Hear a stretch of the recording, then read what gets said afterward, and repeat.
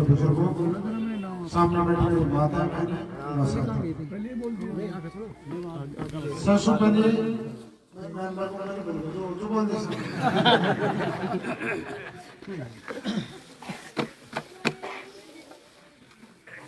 पहले तो मैं आप सब लोगों को बहुत बहुत धन्यवाद कर रहा हूँ कि आप लोग बड़ी संख्या के अंदर प्रोग्राम में पहुंचो और मान सम्मान करो। इसके लिए हाथ जोड़ आप सब लोगों को बहुत बहुत धन्यवाद।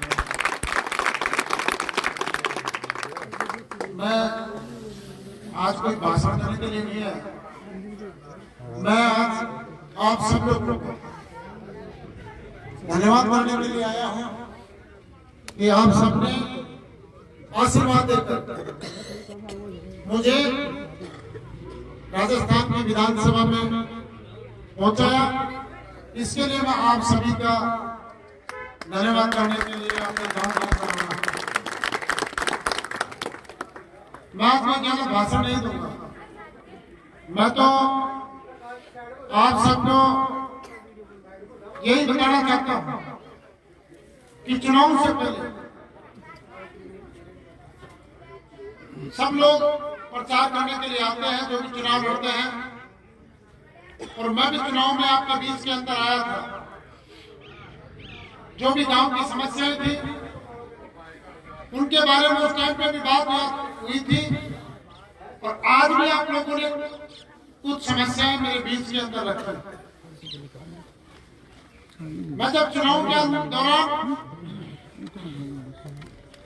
यह मीटिंग कर रहा था, मुझे अच्छी तरह से याद है, सब लोगों की एक बहुत बड़ी मांग थी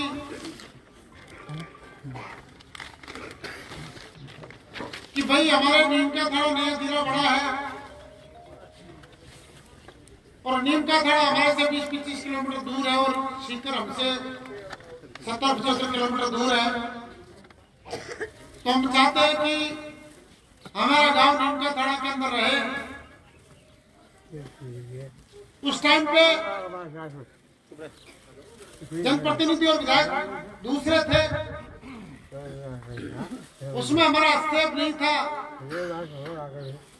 हाँ, यह जरूर है कि इसके लिए हमने पूरी गांव के अंदर हर जगह मीटिंग की थी, यहाँ भी की थी उससे पहले, कि ये गांव नीमका थाना के अंदर शामिल हो। लेकिन राजनीतिक दुर्भाग्य कहो या कोई राजनीतिक लालच के है, तत्कालीन विधायक महोदय ने राजनीतिक स्वार्थ के कारण इन गांवों को वो दर्द दिया जो आने वाली कई पीढ़ियां भुगतेंगी। क्यों? क्योंकि उस टाइम पे 1 मिनट का काम था, ये गांव इधर नीमका थाना में जुड़ जाते तो आने वाली पीढ़ी को बहुत फायदा मिलता। उसके अंदर नोटिफिकेशन जारी हो गया था, और जब मैं चुनाव के अंदर यहाँ पे मीटिंग में आया तो मैंने एक बात कही थी इन गांवों के अंदर, सब गांव जो नीमका थाना में जाना चाहते हैं, कि अगर आप लोगों ने मुझे विधानसभा में पहुंचाया तो सबसे पहली आवाज मैं इस बात की उठाऊंगा विधानसभा के अंदर कि जो पास के गांव हैं, जो 10-12 पंचायत नीमका थाना के अंदर जाना चाहती हैं, उन पंचायतों को नीमका थाना में शामिल किया जाए। और जब विधानसभा का सेशन चालू हुआ और जब मुझे वहां पर बोलने का मौका मिला तो मैंने गांव की आवाज उठाई कि इन गांव को नीमका थाना जिले के अंदर शामिल करना चाहिए। बड़ी मजबूती से यहां का पक्ष रखा कि 20-25 किलोमीटर वालों को 70-75-80 किलोमीटर जाना पड़ेगा, और जो जिले बनाए गए वो गलत बनाए गए, उनमें सीमा का ध्यान नहीं रखा। जो गांव नजदीकी है उनको शामिल किया जाना चाहिए। जल्दी उसमें एक कमेटी बनेगी और मेरा पूरा प्रयास रहेगा, क्योंकि गजट में एक बार नोटिफिकेशन जब हो जाता है सरकार के राजपत्र में तो उसके बाद में बहुत दिक्कतें आती हैं। लेकिन मेरी तरफ से पूरा प्रयास रहेगा, और मैंने जो वादा किया था कि इसकी पहली आवाज उठाऊंगा, वो आवाज मैंने उठाने का काम किया। दूसरी सबसे बड़ी समस्या पानी की थी। पानी के अंदर हमने देखा जल जीवन मिशन हो, जगह जगह भ्रष्टाचार हुआ। जहां पानी की जरूरत थी, जहां से पानी सब जगह जा सकता है, वहां पे टंकियां नहीं बनाई गई। इस गांव की बात नहीं है। जिन ढाणियों में पानी की बिल्कुल भी व्यवस्था नहीं है, उन ढाणियों को, उन मोहल्लों में पाइपलाइन नहीं पहुंचाएगी, उनके लिए ट्यूबवेल की व्यवस्था नहीं की गई। तो मैंने वो आवाज भी उठाई कि इसके अंदर भ्रष्टाचार हुआ। उन ढाणियों और मोहल्लों को उसमें जोड़ा जाए जहां पे पानी की सुविधा नहीं है। मैंने विधानसभा में ये आवाज उठाने का काम किया था, जब पहली बार मुझे बोलने का मौका। और मैं आप सबको आश्वस्त करता हूं कि केवल जल जीवन मिशन ही नहीं, जल्द ही हमने मुख्यमंत्री जी से आग्रह किया है, जो 13 जिलों की आरसीपी योजना को राष्ट्रीय परियोजना घोषित करके, और जो एमओयू वहां पे मध्य प्रदेश और राजस्थान के बीच में हुआ, हमने मुख्यमंत्री जी के सामने पक्ष रखा कि उन जिलों को जितनी पानी की जरूरत है, उससे भी ज्यादा बदतर हालत हमारे शेखावाटी में सीकर, चूरू, झुंझुनू की हो रही है। तो आपसे आग्रह है कि यहाँ पे पानी के लिए बहुत बड़ा बजट जारी किया जाए।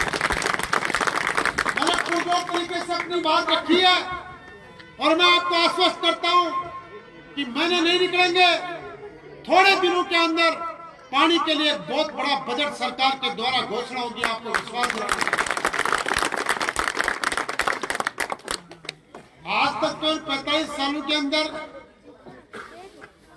हमने देखा नहीं कि कोई बहुत मजबूत तरीके से यहाँ की आवाज विधानसभा के अंदर कोई जनप्रतिनिधि उठाए। ये चुन के भेज दिए जाते थे और अपना अपना काम करके वापस आ जाते थे। अगर आज से 20-25 साल पहले पानी को मुख्य मुद्दा बनाया जाता, तो आज पूरे क्षेत्र की स्थिति दूसरी होती है। पानी की सुविधा होती रही है। जो वीरान क्षेत्र हमारा पड़ा है, वो खुशहाल क्षेत्र होता अगर 20 साल पहले इस आवाज को। लेकिन मैं आपको विश्वास दिलाता हूं कि मेरे 24 घंटे इस जनता जनार्दन की सेवा के लिए और इस क्षेत्र के विकास और उन्नति के लिए समर्पित रहेंगे। मैंने उस टाइम पे एक बात कही थी मेरे स्पीच में कि मेरी राजनीति नौजवानों के भविष्य को बेहतर बनाने के लिए समर्पित रहेगी। आपके बच्चों का भविष्य बेहतर कैसे बने, वो आगे कैसे बढ़े, उनका भला कैसे हो, उनकी मदद कैसे हो। वो जिस क्षेत्र में जाना चाहते हैं, जिसकी तैयारी करना चाहते हैं, जिस क्षेत्र में अपना करियर बनाना चाहते हैं, उसके अंदर मेरे द्वारा ऐसा क्या काम किया जाए कि उनको फायदा मिले और आगे बढ़े। मैंने उस टाइम पे भी कहा था, उस बात को दोहरा रहा हूं कि मेरी पूरी राजनीति उन युवाओं के भविष्य को बेहतर बनाने के लिए। मैंने विधानसभा के अंदर जब मुझे बोलने का मौका मिला, तो मैंने उन युवाओं की आवाज को, उनके दर्द को, उनके परिजनों के उनके माता पिता के दर्द को, जो मेहनत मजदूरी करके पेट काट कर उनको पढ़ाने का, उनको तैयारी कराने का काम करते हैं, उनकी पीड़ा को विधानसभा के अंदर पूरी मजबूती के साथ रखने का काम किया। इन युवाओं की आवाज उठाने का काम किया। और इन युवा साथियों को विश्वास दिलाता हूं, जब भी कभी ऐसा महसूस होगा कि उनके साथ गलत हो रहा है, तो आप चिंता मत करना। आपकी आवाज सबसे पहले सुभाष मिल विधानसभा के अंदर उठाएगा।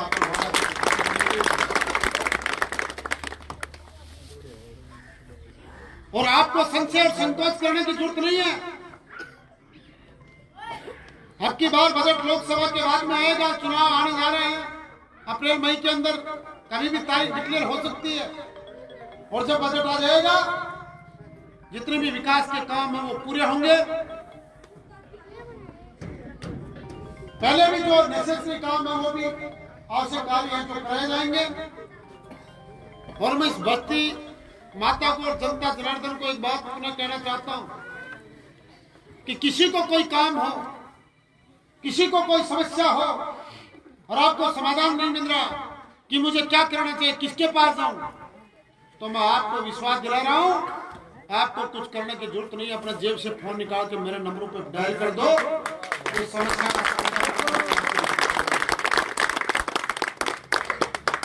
किसी को कहने की जरूरत नहीं है। मन से हो, 20 हो, 50 हो, मेरे कोई तकलीफ भी नहीं है, लेकिन काम करने अगर एक आदमी भी आ जाएगा और मेरे से होने वाला काम होगा, तो आप विश्वास रखो कि आपके इस काम के लिए आपको बार बार नहीं बुलाया जाएगा, आपको होने वाला काम तुरंत होगा।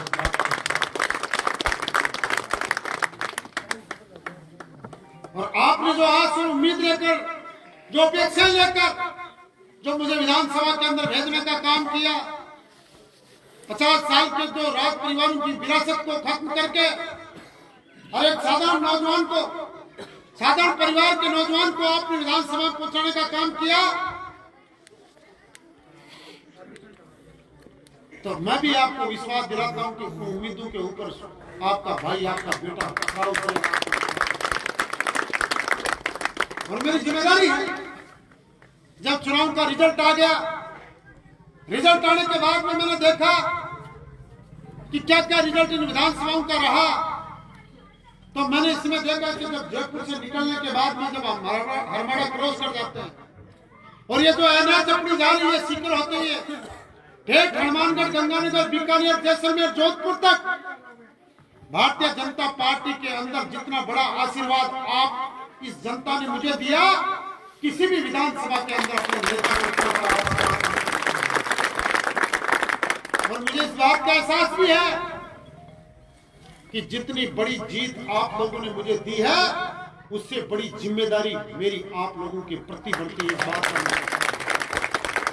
और इस जिम्मेदारी को बखूबी मैं निभाऊंगा, इस बात का आपको विश्वास दिलाता हूं।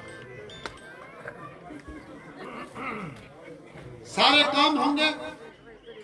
5 साल बाद में जब दोबारा आपके बीच में आऊंगा, तो मैं आपको कहना चाहता हूं कि जो भी कागज से बांटा गया और भी कई सारे काम आते जाएंगे, जो समय के साथ जो गांव वाले आप जो आदेश मुझे दोगे, मैं आपको विश्वास दिलाता हूं कि आपका एक भी काम पेंडिंग नहीं छोड़ूंगा। जिंदाबाद जिंदाबाद जिंदाबाद। पूरे के पूरे गांव के काम होंगे, ये बात मैं आपको मेरे मन से कहना चाहता हूं। आप लोगों ने आज जब गांव के अंदर में आया, तो जगह जगह आपने हर जगह पे जहां प्रतिष्ठान थे, दुकानें थी, घर थे, वहां हर जगह आप सबने मेरा स्वागत किया, मान सम्मान दिया, और यहाँ पर आपने बड़ी संख्या में